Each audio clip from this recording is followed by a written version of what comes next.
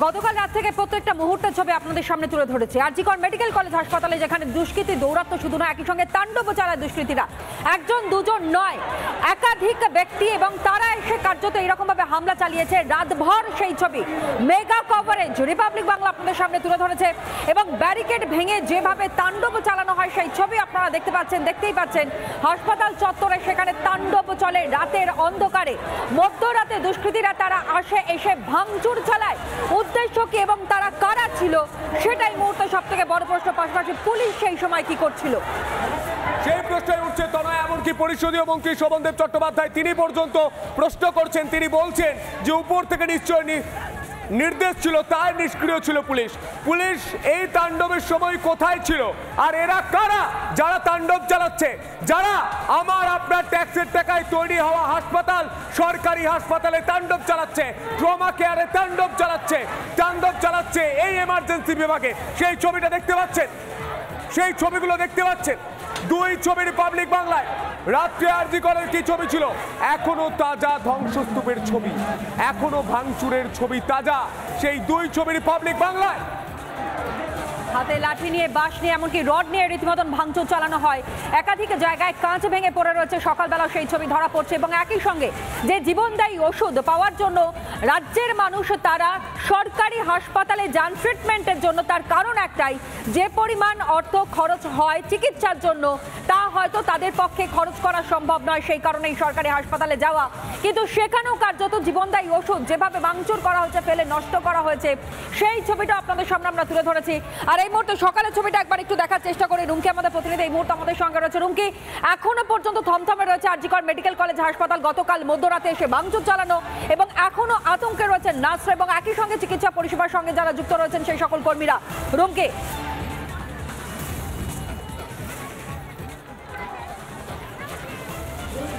একদমই তনয়া, গতকালের যে ছবিটা তুমি বললে আজকের ছবিটা তোমাকে দেখাই। আজকের যে মেইন গেট তুমি সেখানে দেখতে পাচ্ছ প্রচুর পরিমাণে পুলিশ মোতায়েন রয়েছে, গার্ডরেল দিয়ে ঘোরায় রয়েছে। শুধুমাত্র হাসপাতালের এই গেট নয়, প্রত্যেকে হাসপাতাল চত্বরের প্রত্যেকটি গেট ঠিক এইভাবেই পুলিশে ছয়লাভ। এবার তোমাকে মঞ্চের ছবিটা দেখাই। এই সেই ভাঙা মঞ্চ, যে মঞ্চ গতকাল ভেঙে দেওয়া হয়েছে, ঘুরিয়ে দেওয়া হয়েছে। আমার ভিডিও জার্নালিস্টকে বলবো একটু ভেতরে আসার জন্য। এই ভাঙা মঞ্চ, সেই ভাঙা মঞ্চেই কিন্তু আজও প্রতিবাদে বসেছেন যারা আন্দোলনরত চিকিৎসকরা রয়েছেন। তারা এই মুহূর্তে স্লোগান উঠছে উই ওয়ান্ট জাস্টিস এবং তারা বলছেন তাদের ভয় দেখানো যায়নি, যাবেন। আমি একটু কথা বলে নেওয়ার চেষ্টা করব। আপনারা আজকেও বসেছেন, গতকালের ছবির পর আজকে আবার অবস্থান বিক্ষোভ। আপনাদের স্ট্যান্ড কি একই রয়েছে? সেমই আছে, কিন্তু উল্টে আরো অনেক কিছু অ্যাডিশনস হয়েছে। যেমন আন্দোলন, এরকম শান্তিপূর্ণ আন্দোলন চলাকালীন কেন রাত্রে এত ভাঙচুর হবে? এবং শুধু এই আন্দোলনে চলাকালীন সবার যে কোনো কিছু দায়িত্ব কার? পুলিশ কর্তৃপক্ষের নয়? যদি পুলিশ কর্তৃপক্ষের না হয় তাহলে সেন্ট্রাল ইনভেস্টিগেশনে আরো উচ্চপদস্থ কর্মচারীদের নিযুক্ত করা হোক। যদি আমাদের পুলিশ পক্ষ থেকে কোনো সাপোর্ট না দিতে পারে তাহলে আমাদের সাপোর্ট আমরা নিজেই দাঁড়িয়ে নেবো। আমাদের যদি এখানে ব্যারিকেড পুলিশ কর্তৃপক্ষ রাত্রেবেলা না এখানে আটকাতে পারে তাহলে আমরা এখানে পুলিশ কর্তৃপক্ষের জায়গায় দাঁড়িয়ে যাব, অথবা সেন্ট্রাল অথরিটিকে আমরা অ্যাপিল করবো। কিন্তু এভাবে যদি আমাদের নিশ্চয়ই, যদি আমাদের এখানকার স্টেট পুলিশ যদি কর্ম করতে একদম অপারগ হয় তাহলে তো ডেফিনেটলি তাদের উচ্চপদস্থ কর্মচারীদের ক্ষেত্রে আমরা অ্যাপিল করব। পুলিশের যদি ক্ষমতা না হয় তাহলে সেন্ট্রাল ফোর্সে দাবি জানাচ্ছেন তারা। আমি একবার জানতে চাইবো গতকাল কি ছবি ছিল, কি হয়েছিল একটু বলুন। কালকে হঠাৎ করে যখন সবাই মিলে এখানে আন্দোলন করা হচ্ছিল, পিসফুল প্রোটেস্ট করা হচ্ছিল, সেই সময় বাইরে থেকে অনেক সাধারণ মানুষ এমনি র্যালিতে নেমেছিলেন কালকে রাত্রেবেলা। পুলিশের যে ভূমিকা ছিল, আজকের পুলিশের ভূমিকা, গতকাল পুলিশের ভূমিকা সেরকম ছিল না। একবার দুষ্কৃতীরা যখন এসে ধাক্কাধাক্কি শুরু করে সমস্ত সবাই ছত্রভঙ্গ হয়ে যায়, পুলিশ এদিক ওদিক ছিটিয়ে পড়ে, কেউ ছিলই না। তারপরে একটা বাইরে থেকে একটা মব, সাধারণ মানুষের যে র্যালি ছিল ওদের মধ্যে থেকে একদল মব বেরিয়ে এসে এখানে ভাঙচুর হচ্ছে শুরু করে। আমরা সবাই হচ্ছে পেছনের দিকে পালিয়ে যে যার মতো। ঘটনাটা ঘটলো, সেই ঘটনার পর কি তোমরা দমে যাবে? না, কখনোই। আমাদের আন্দোলন আরো জোরালো হবে, আগামী দিনে আরো কর্মবিরতি চলবে যতদিন না আমরা সিকিউরিটি পাচ্ছি। তারা বলছেন তাদের আন্দোলন আরো জোরালো হবে। যে দাবি ছিল সেই দাবির সঙ্গে আরো অনেক কিছু তারা যুক্ত করছেন। তারা বলছেন যদি পুলিশ সদর্থক ভূমিকা নিতে না পারে তাহলে সেন্ট্রাল ফোর্স দেওয়া হোক। এই মুহূর্তে ছবিটা দেখানোর চেষ্টা করবো। আমি ভিডিও জার্নালিস্টকে বলবো যে ভাঙা মঞ্চ, সেই ভাঙা মঞ্চেই কিন্তু স্লোগান চলছে, বিক্ষোভ আছে, প্ল্যাকার্ড নিয়ে তারা বসে রয়েছেন এবং তারা বলছেন যে দাবি তাদের ছিল সেই দাবিতে তারা আর জাস্টিস, তারা বলছেন বিচার চাই, তারা বলছেন যেভাবে অভয়াকে ধর্ষণ করে খুন করা হয়েছে তার বিচার চাই এবং তার সঙ্গে তাদের নিরাপত্তা চাই। গতকালের যে ছবি, সেই ছবি দেখার পর পুলিশের উপর ভরসা রাখতে পারছেন না তারা, তারা সেন্ট্রাল ফোর্সের দাবি করছেন। এই জায়গা থেকে আমি সৈকতের কাছে আসার চেষ্টা করবো। সৈকত, তুমি একজনের সঙ্গে কথা বলছিলে, তিনি বলছেন যে পুলিশে ভরসা নেই, ভরসার জন্য সেন্ট্রাল ফোর্স দরকার, নিরাপত্তার জন্য সেন্ট্রাল ফোর্স অর্থাৎ কেন্দ্রীয় বাহিনী দরকার।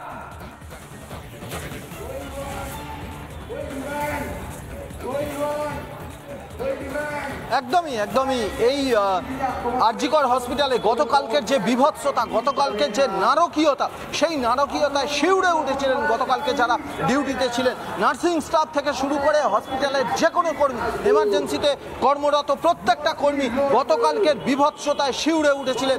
ইতিমধ্যেই আজকে সকালে নার্সিং স্টাফরা তারা এনএস ম্যাডামের যে বিল্ডিং, সেখানে তারা বিক্ষোভ করেছিলেন।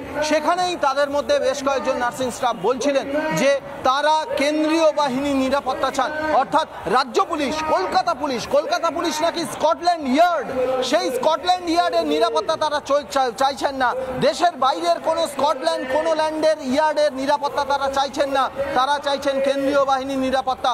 কারণ কলকাতা পুলিশ নিরাপত্তা দিতে সম্পূর্ণরূপে ব্যর্থ, যার ফলেই কিন্তু তারা কেন্দ্রীয় বাহিনীর নিরাপত্তা চলছে।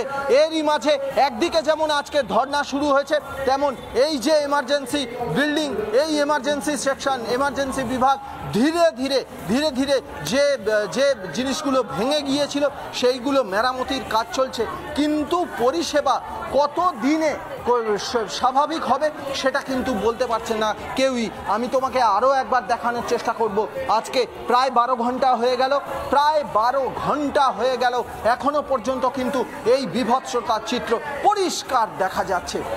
এই যে এই অ্যাডমিশন টিকিট রুম, এর পাশে যে এইচডিইউ বিল্ডিং বা এইচডিইউ সেকশন, সেই এইচডিইউ সেকশনে ভিতরে যে মেশিনটি উল্টে রয়েছে সন্তু, সেই মেশিনটি কিন্তু অক্সিজেন প্রদানকারী একটি মেশিন, অক্সিজেন প্রদানকারী মেশিন ভাঙচুর করে দিয়েছে।